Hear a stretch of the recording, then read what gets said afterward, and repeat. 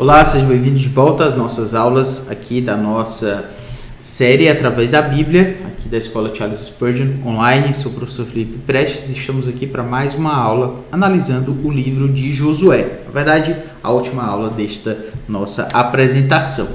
E sendo assim, na última aula nós falamos rapidamente sobre essa conquista e distribuição como produto, da fidelidade de Deus, da soberania de Yahweh.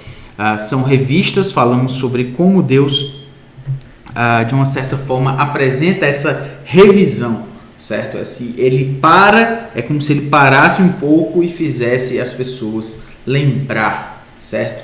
E é isso que a gente vê no texto de Josué. Lembrarem o quê? Lembrarem exatamente que Deus deu ao povo aquilo que ele havia prometido, que os inimigos não puderam resistir e que nenhuma promessa que Deus deu deixou de ser cumprida.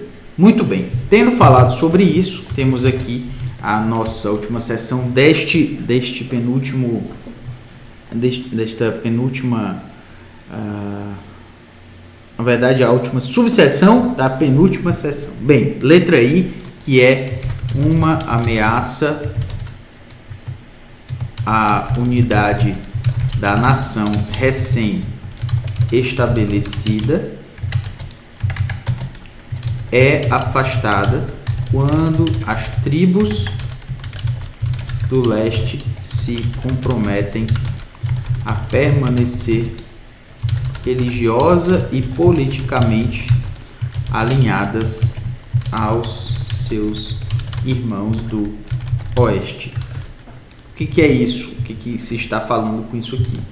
Você precisa entender que foi construído um altar exatamente pelas tribos do leste no caminho para as suas terras recebidas de herança. E houve uma impressão errada em relação à natureza desse altar, porque a ideia era como se quase fosse uma declaração de guerra contra os seus irmãos. Lembrando que havia um povo que ficava de um lado do Jordão e o outro que ficava do outro lado do Jordão.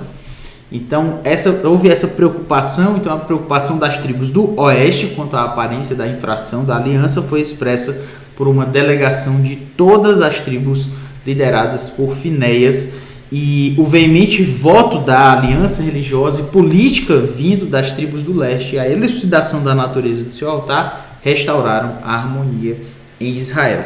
Então o que aconteceu foi basicamente isso. Foi construído um altar e esse altar ficou quase parecendo como uma espécie de declaração de independência ou algo parecido, uma declaração de guerra.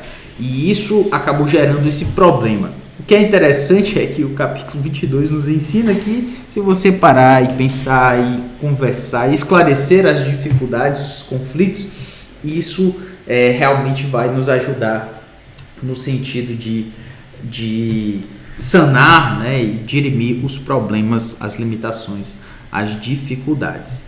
Muito bem. Como não é o nosso objetivo sermos exaustivos dentro da análise de Josué e esta nossa última aula, a última sessão do livro é exatamente essa ponto 3, que vai dos capítulos 23 até o 24, que fala sobre a necessidade de Israel de contínua observância pactual para manter a ocupação da terra, leva Josué a renovar a aliança ante a nova geração de Israel.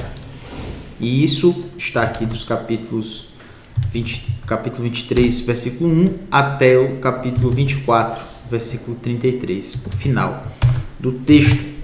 E a primeira parte fala exatamente desse desafio pessoal de Josué ao povo, para que Israel prove fidelidade em sua obediência diante da fidelidade de Yahweh. E aqui são exatamente os versículos do capítulo 23, dos versículos 1 até o 16. Vamos lá, então, avaliar esse texto. Vamos entender aqui. Aqui nós vamos para Josué 23. Josué 23. E aí nós temos aqui: passado muito tempo depois que o Senhor dera repouso a Israel de todos os seus inimigos em redor, e sendo Josué já velho e entrando em dias, chamou Josué a todo Israel, os seus anciãos, os seus cabeças, os seus juízes e os seus oficiais, e disse-lhes: já sou velho e entrado em dias, e vós já tendes visto tudo quanto fez o Senhor, vosso Deus, e a todas estas nações por causa de vós, porque o Senhor vosso Deus é o que pelejou por vós. Vede aqui que vos fiz cair em sorte as vossas tribos, estas nações que restam, juntamente com todas as nações que tenho eliminado umas e outras, desde o Jordão até o Mar Grande, para o pôr do sol. O Senhor vosso Deus as afastará de vós, as expulsará da vossa presença, e vós possuireis a sua terra, como o Senhor vosso Deus vos prometeu. Então aqui é mostrado exatamente como o fato de que o Senhor permaneceu fiel, que o Senhor ainda vai de fato entregar mais inimigos, porque a terra não foi completamente dominada, mas ao mesmo tempo, se nós chegamos no versículo 6, nós temos: esforçai-vos, pois, muito para guardardes e cumprirdes tudo quanto está escrito no livro da lei de Moisés, para que dela não vos aparteis nem para a direita e nem para a esquerda. Sabe o que é interessante? No começo da história de Josué, narrada aqui no livro de Josué, nós vemos Deus dizendo: Josué, seja forte e corajoso para guardar tudo quanto está escrito neste livro da lei, e para não se desviar nem para a direita, não se apartar dele, nem para a direita e nem para a esquerda. E isso foi esse fundamento a partir do qual Josué foi aquele que pôde liderar o povo na conquista de Canaã. Agora ele já está mais velho, ele já houve a conquista, pelo menos da maior parte daquilo que Deus havia prometido.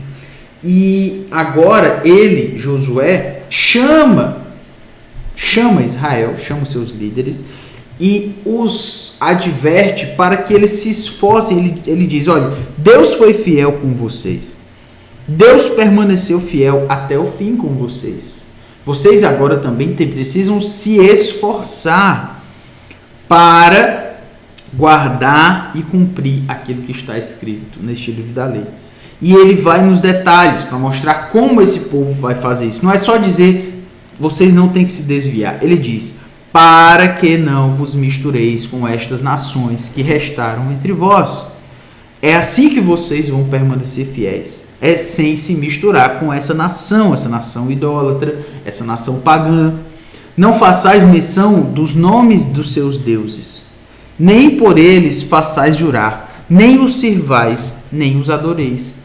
Sabe o que é interessante? É ele dizer aqui, não façais menção dos nomes dos deuses. Deus está dizendo: nem mencione esses deuses aqui.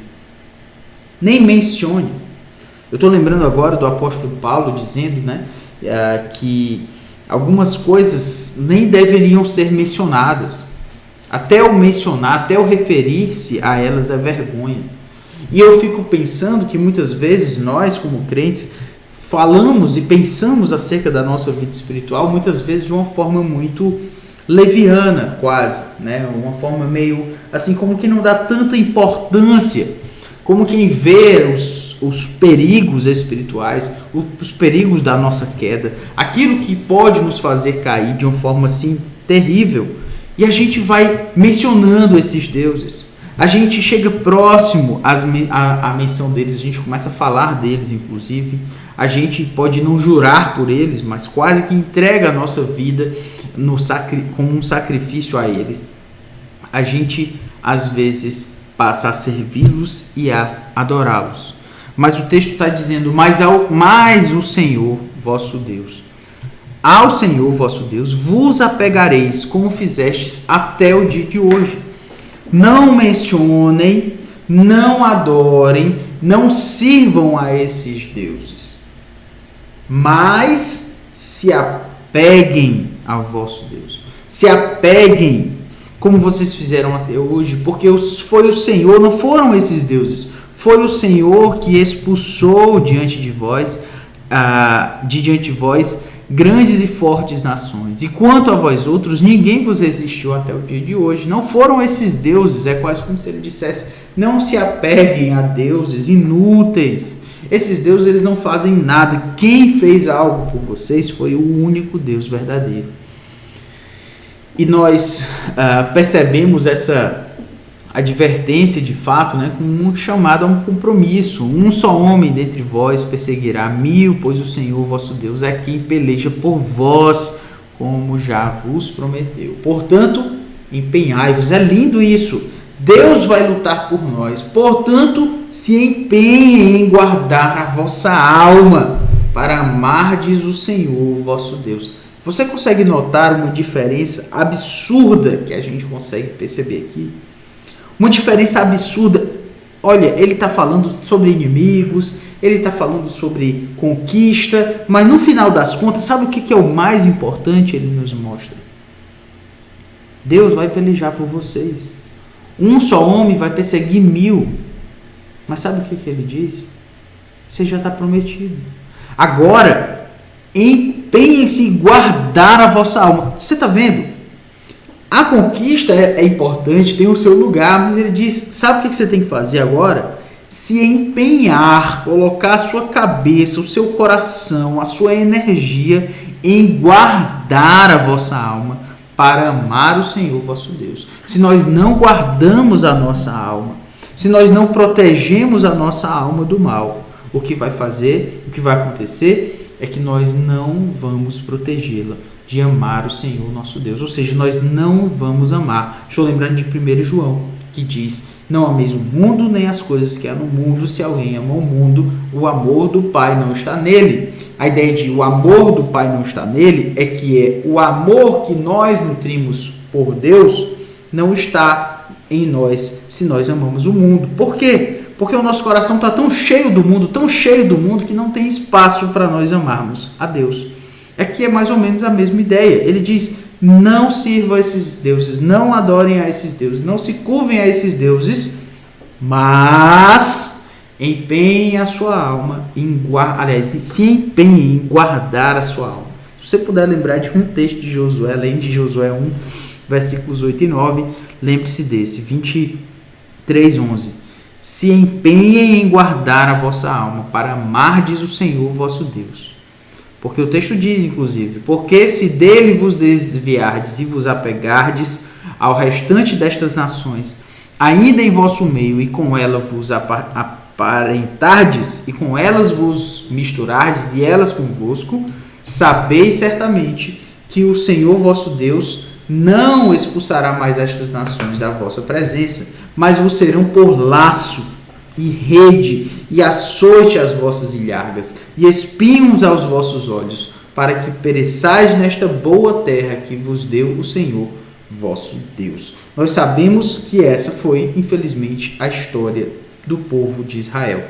Uma história de quem não obedeceu exatamente o que Deus havia mandado, se misturou de fato com essas nações, e o que Deus prometeu em termos de juízo, de fato, infelizmente, aconteceu com Israel. Mas eles deveriam ser fiéis, exatamente considerando isso que Deus havia dito a eles. Muito bem. Uma outra seção, a seção B, é exatamente a aliança de Israel com Yahweh é renovada no lugar sagrado de Siquém,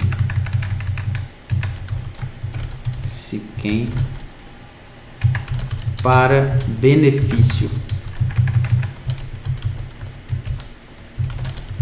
da nova geração de Israel. 24, versículos 1 até o 27. Então, é isso que a gente vê aqui. Nós temos o Senhor apresentando essa aliança, é uma aliança como se mostra como de um suzerano, né, com um senhor que está requerendo a fidelidade do seu servo. E aí, Josué 24, aqui no versículo 1, nós temos: Depois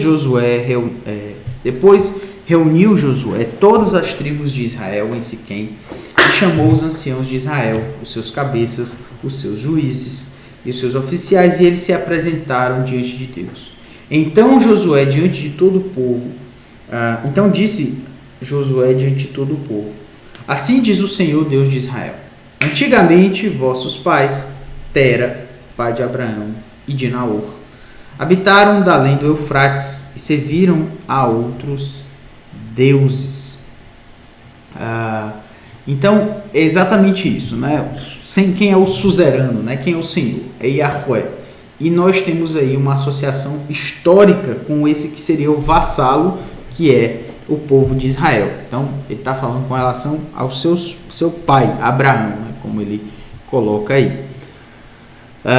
No versículo 3, ele vai falar sobre a fidelidade de Deus em relação ao povo de Israel, ou seja, a fidelidade desse suzerano em relação a esse vassalo. Nós temos aí: Eu, porém, tomei Abraão, vosso pai, da além do rio, e o fiz percorrer toda a terra de Canaã. Também lhe multipliquei a descendência e lhe dei Isaque. A Isaque dei Jacó e Esaú. E a Esaú dei em possessão as montanhas de Seir. Porém Jacó e seus filhos desceram para o Egito. Então enviei Moisés e Arão e feri o Egito com o que fiz no meio dele. E depois vos tirei de lá. Tirando eu vossos pais do Egito, viestes ao mar. Os egípcios perseguiram vossos pais com carros e com cavaleiros, até o mar vermelho. E clamando vossos pais, o Senhor pôs escuridão entre vós e os egípcios, e trouxe o mar sobre estes, e o mar os cobriu, e os vossos olhos viram o que eu fiz no Egito. Então habitaste, ele vai fazendo ele vai rememorando, na verdade, aquilo que Deus fez. Então habitastes no deserto por muito tempo, daí eu vos trouxe a terra dos amorreus, que habitavam da além do Jordão, os quais pelejaram contra vós outros, porém os entreguei nas vossas mãos, e possuístes a sua terra, e os destruí diante de vós. Levantou-se também o rei de Moabe, Balaque, filho de Zippor, e pelejou contra Israel. Mandou chamar Balaão, filho de Beor, para que vos amaldiçoasse. Porém eu não quis ouvir Balaão, e ele teve de vos abençoar, e assim vos livrei da sua mão. Passando vós o Jordão e vindo a Jericó, os habitantes de Jericó pelejaram contra vós outros, e também os amorreus, os ferezeus, os cananeus, os heteus, os girgazeus, os heveus e os jebuseus. Porém os entreguei nas vossas mãos. Enviei vespões adiante de vós, que os expulsaram da vossa presença, bem como os 2 reis dos amorreus, e isso não com a tua espada, nem com o teu arco. Deus está dizendo: quem foi que fez tudo isso, Israel? Quem foi que esteve com você por todos esses dias, por todos esses anos, Israel? Dei-vos a terra em que não trabalhastes, e cidades que não edificastes, e habitastes nelas. Comeis das vinhas e dos olivais para que não plantastes. Então, se você consegue notar, o que está sendo colocado aí são elementos de fidelidade, provas de graça, provas de um comprometimento de Deus em abençoar esse povo chamado Israel. E nesse sentido, nós vemos que Deus se coloca de fato como quem não gera nenhuma dúvida. Caso alguém pudesse vir a perguntar: mas o que será que Deus possa ter feito pelo povo de Israel? Não há dúvidas, Deus fez muito, Deus cuidou desse povo, Deus abençoou esse povo, Deus sustentou esse povo, Deus guerreou por esse povo, entregou os inimigos na mão desse povo, Deus fez tudo isso. O que Deus quer agora? O que Deus quer desse povo? Aqui temos no versículo 14. Agora, pois, é essa palavra aqui, ó, é essa palavra, eu acho linda essa palavra quando ela aparece no texto da Escritura, porque ela te deu agora uma razão. Já que Deus fez tudo isso, pois temam ao Senhor. Sabe o que você consegue perceber com isso? Sabe com que Deus se importa? Deus não se importa com terra. A terra Ele dá. A conquista Ele dá. O sustento Ele dá. A proteção Ele dá. A vitória contra os inimigos Ele dá. Aquilo que você tanto esperava que Deus desse, muitas vezes é o que Ele dá. Mas sabe o que Deus quer de nós? Deus não quer a nossa performance. Muito embora isso tenha a sua importância. De fato, Ele quer também, Ele manda que nós o servamos. Mas antes disso, Deus quer o nosso temor, a nossa obediência. Daqui tudo que eu fiz por você. Sabe o que eu quero de você? Vocês comeram, vocês moraram em cidades que vocês não habitaram, semearam, né? Colheram daquilo que vocês não plantaram. Fui eu que dei isso para vocês. O que eu quero de vocês? Deus estaria dizendo aqui: temam ao Senhor e sirva a Ele com integridade e com fidelidade. Deitai fora os deuses aos quais serviram os vossos pais da além do Eufrates e no Egito, e servi ao Senhor. Largue os seus deuses. Largue aquilo que você adorava. Olhe para o seu coração e não se esqueça de que os deuses de que nós falamos não precisam necessariamente ser de gesso, ser de barro. Muitas vezes são deuses do nosso coração. Nós precisamos abrir mão desses deuses. Não dá para adorar a Deus e adorar outros deuses. Deus só aceita uma prateleira limpa. Só Ele cabe na prateleira. Quando você decide colocar mais um Deus, seja o seu orgulho, seja as suas pretensões, seja o seu trabalho, seja a sua carreira, seja até coisas boas como seus filhos, sua carreira, seu trabalho, tudo isso é coisa boa. Mas se você colocar isso no lugar de Deus, Deus sai da prateleira. Deus não aceita uma prateleira que não seja limpa. Deus não aceita um altar em que Ele não seja único. Deus não divide a sua glória com ninguém. E aqui é o que nós estamos vendo. Porém, se vos parece mal servir ao Senhor, escolhei hoje a quem servais. Você está entendendo o que Josué está falando para esse povo? É por isso que ele diz aqui: se aos deuses a quem serviam vossos pais, que estavam da além do Eufrates, ou aos deuses dos amorreus, em cuja terra habitais. Escolhei hoje a quem vocês vão servir. Vai ser a esses deuses? Vai ser os deuses de agora? Os deuses do Egito, do passado? Os deuses de agora? Ou vocês vão servir ao Senhor? Eu e minha casa serviremos ao Senhor. E ele diz: longe de nós o abandonarmos, o povo diz, né? Abandonarmos o Senhor para servirmos a outros deuses. Então, o que esse texto aqui nos mostra, de fato, é como Deus quer ser adorado por esse povo. E a sua conclusão, a última sessão, é relatada a morte de Josué e de seus contemporâneos. E isso encerra a era da conquista com uma nota de reafirmação, já que os restos mortais de José são enterrados em Canaã,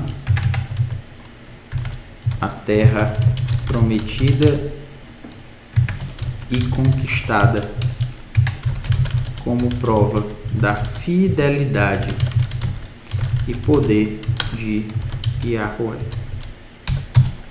E isso é relatado aqui dos versículos 28 até 33, que é maravilhoso. José, o grande homem do Egito, preferiu que os seus restos mortais fossem enterrados. Aonde? Na terra prometida. Deus não era menos importante para ele. O Egito não vislumbrou, não deslumbrou, melhor dizendo, José. José queria ser enterrado lá, na terra prometida. Era ali o lugar. Ali era o lugar dele. Ele foi passar um tempo no Egito. Deus o levou para lá. Ele foi o grande homem do Egito, segundo só em relação a Faraó. É isso. O texto de Josué nos ensina que o mais importante para Deus é a fidelidade a Ele. A nossa performance, aquilo que nós entregamos, tem a sua importância. Mas essas coisas Deus dá. Ele quer o que Ele quer ver em nós, o que faz os seus olhos brilharem, é a nossa fidelidade e o nosso temor a Ele. Vamos parar por aqui. Espero que você tenha entendido os pontos que nós trouxemos aqui. Que Deus nos abençoe e nos ajude para as próximas vezes que nos virmos por aqui, né? Pelo menos você nos vir em outra disciplina, como através da Bíblia ou outras séries de vídeos que temos aqui na Escola Charles Spurgeon. Um grande abraço, valeu!